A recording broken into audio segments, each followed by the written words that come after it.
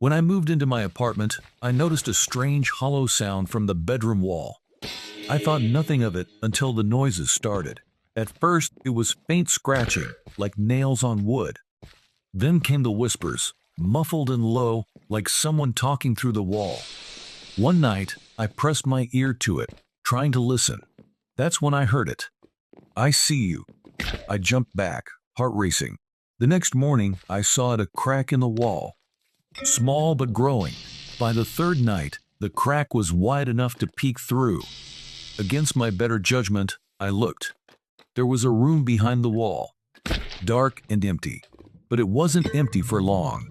Something moved pale, too thin, with hollow eyes staring back at me.